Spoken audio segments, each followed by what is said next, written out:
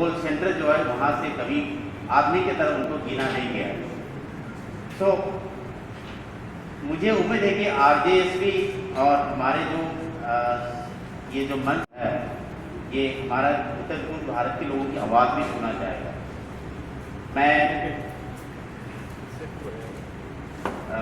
भानु प्रताप साहब और अपनी पार्टी को धन्यवाद देना चाहूँगा इस मंच को शेयर करने के मुझे इतना मौका देने की।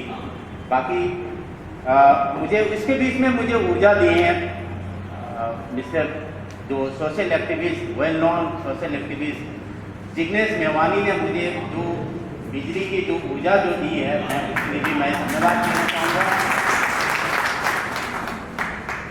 मैं इसके बाद मैं अपने शब्दों को विराम करूँगा। धन्यवाद। मैं भानु प्रताप साहब और मैं अगेन मैं I would like to thank you doctor Vijay Kumar ji, please thank you very much. And मैं अपनी जो मणिपुर और उत्तर भारत की तरफ से जो आए हैं, मैं मणिपुर की तरफ से जो आए मैं उनको धन्यवाद कहना चाहूँगा। Please thank you very much. और उड़ीसा से मेरा जो लोग आए हैं मैं धन्यवाद कहना चाहूँगा। Thank you very much. Thank you Rajendra ji.